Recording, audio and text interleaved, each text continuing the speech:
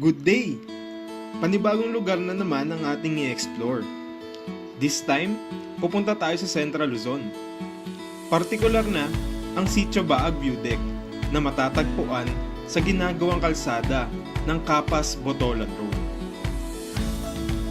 Ano-ano nga ba ang makikita natin sa parte na ito ng Central Luzon? Halika at sumama sa amin at i-discover ang natatagong ganda ng Central Luzon. Bago yan, intro muna tayo.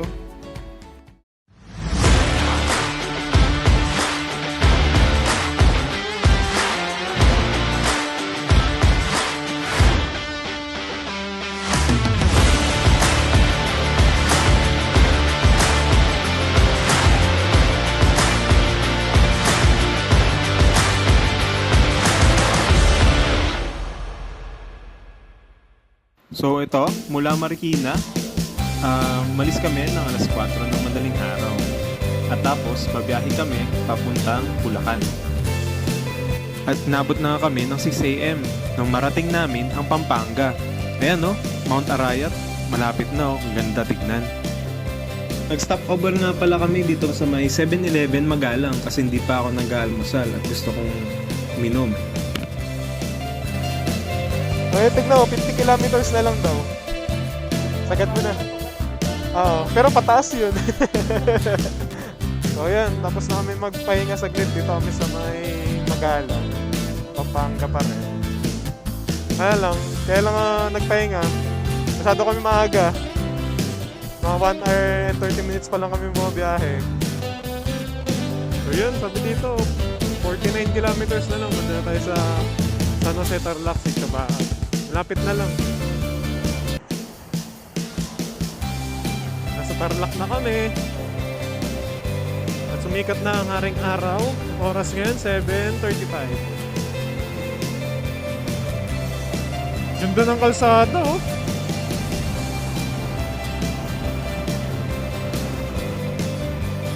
Ganda ng kalsada nila, oh. Hindi pala yan, yung bundok. Wow! First time ko lang makadaan sa papuntang San Jose Tarlac.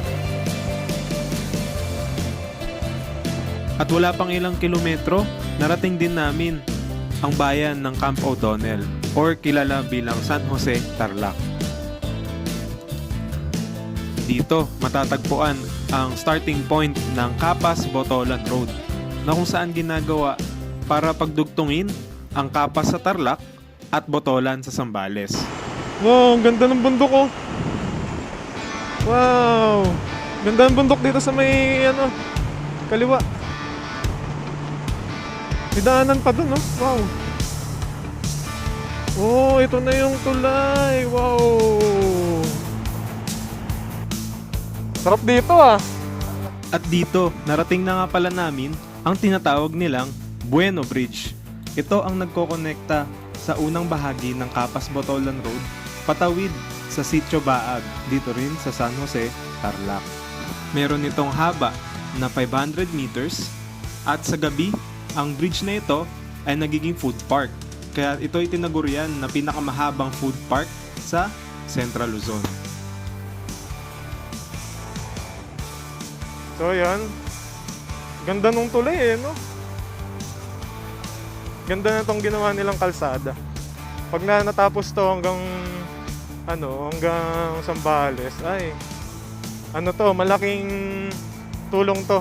Hindi ka naiikot ng Bataan pagka yung hindi ka mag-expressway kasi kung pupunta kasi ng Zambales, kailangan mo pang umikot ng Bataan, ganyan. Doon sa main road, dadaan ka ng Dinalupihan, ganun. Eto, pag nagawa to, dito ka na dadaan, labas mo, Botolan.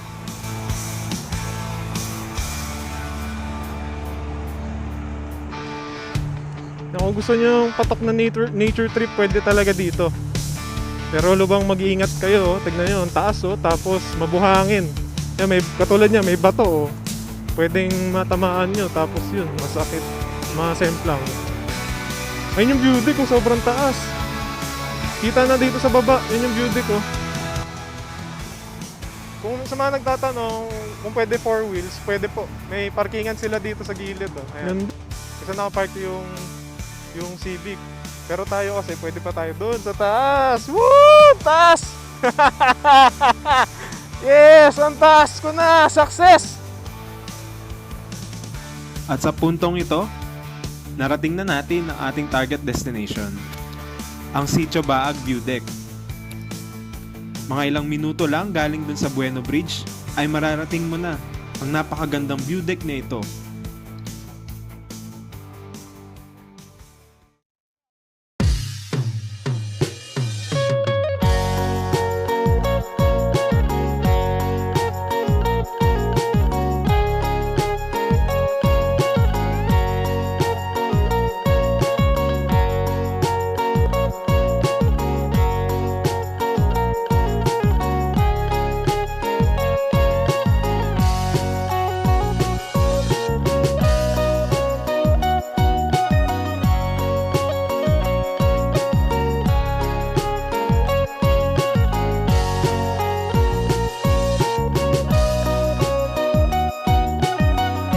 So yun, dito tayo sa Sitio Baag View Deck, walang bayad.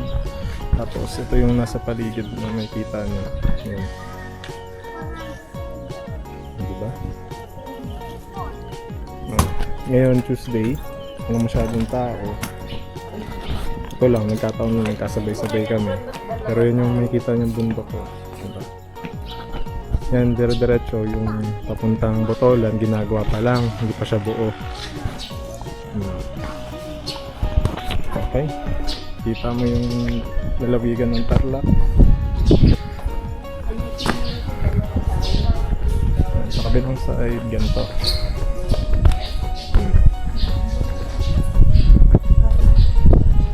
Medyo mahamog.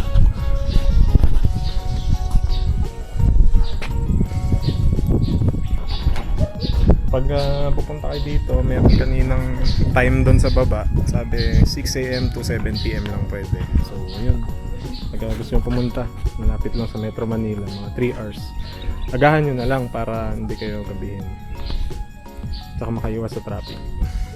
Diba?